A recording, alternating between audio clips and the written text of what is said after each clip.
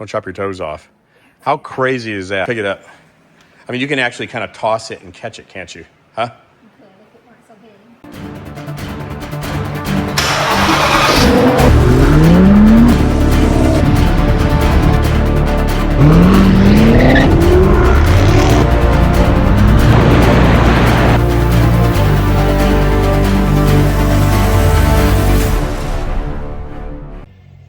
Hey guys, I'm James. Welcome to the Full Octane Garage. If you're like me, and you're a car guy and you run in the car world enough, at some point you wake up one morning and the cars have accumulated and you have to come up with some type of a solution for where to put them. And we've got the garage on the hill. That's all full up kind of. And we've got the garage down here and that was kind of full up. And we did the next solution that most people do is, so we bought the 4-post lift to put an additional car up high. And that's great, you know, when you run into that type of situation, but you start to identify issues after you've had it a little while. Now, I'm a man of a certain age, and the ramps that we use that came with the lift are these steel ramps. And I think they're like they're 36 inches long, and they're all steel, and they weigh almost 50 pounds. I think it's 48 pounds. So they're incredibly heavy and awkward to deal with, and trying to find a place to put them. And they're heavy when you're picking them up, but where you run into an issue is when you've got the car sitting on the ground and you have a low car, and this is by no way the lowest car that we've got. And you're trying to get those end pieces into these slots and you're trying to work it up underneath this car right here. It's heavy and awkward and it's a pain in the ass, and sometimes you end up scratching and dinging your floors up or whatnot, or chopping your toes off. And so we've got this other solution for you that I think you're going to like. Kurt found this product a while back. It's called Race Ramps, and they're a composite material ramp.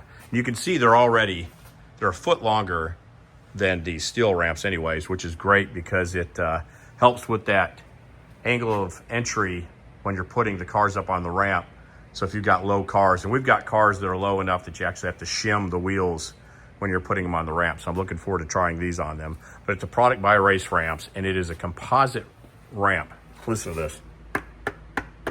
That's a composite material. And then it's got like a steel neck on it that attaches to the ramp, and it's bonded to the composite. And it seems to be holding up really well. I've used it a little bit. Kurt has used them for years and has had really good success with them. The nice part about these ramps is they weigh 14 pounds. These are almost 50. These are 14. So you can pick them up with one hand, sling them around. You could stick them on the lift while the lift is 4 feet in the air if you so desire to do that. But they're really handy to have around. So I did a little video of the R8 coming up the ramps and going on to the lift up here. And then we got a couple little shots of Melissa demonstrating the difference in the weight between these two things.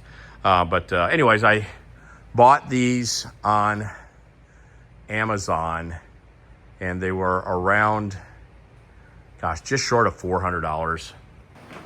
Here's my professional demonstrator. This is the R8 we keep on the bottom. You can see the Z06 over there. But the R8 stays on the top. All right. Try to pick that up right there. Huh? Go ahead. Try it again. Don't chop your toes off. How crazy is that, huh? Go grab one of those race ramps right there. Just kind of grab it from the front end and stand it up. Yeah.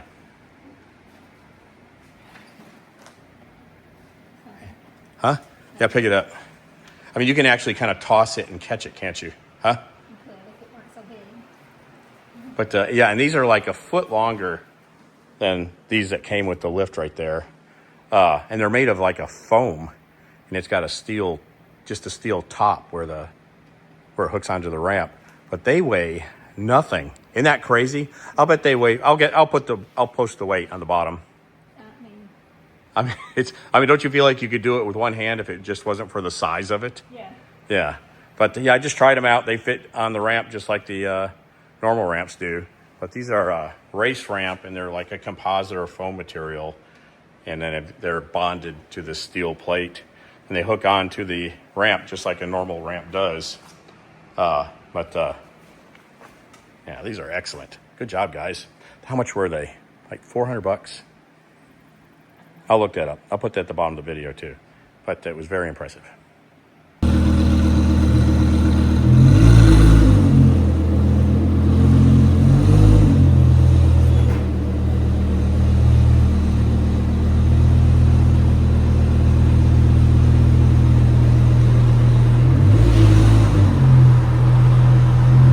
So they're pretty expensive. They're more expensive than the steel ones. But for me, as I get older and I'm dragging these things around, I think it's a lot better product. And I like the length that changes the angle as far as when you're putting the cars on the ramp, so it gives you a little more clearance. The weight is exceptional. It's going to be easier to store them because I'll probably hang them on a wall or something instead. But anyways, that's my 2 cents. Race ramps. These are the biggest ones that they make. They're 3 inches tall. They're like almost 50 inches long. And I think they're 20 inches wide. They're not 14 inches. They're the same width as the ramps that came with the lift. And they're as wide as the treads that are on the ramp, so that you won't have a narrower ramp than you do treads. But it's a great product. Highly recommend it. Check it out. I think Kurt may have an affiliate link down below in the description, so check that out if you're interested in picking some up. All right, guys. Thanks for joining us, Full Octane Garage. We'll see you soon. I love that. I don't know. I can't decide which one's better. I'm going to be right in the middle. I like them both.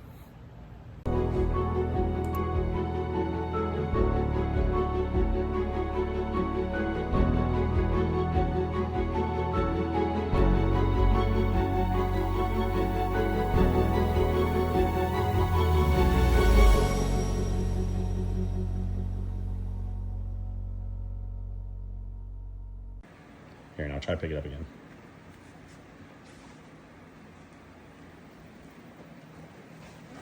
It weighs nothing, does it?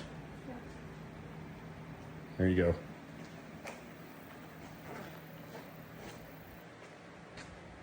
All right.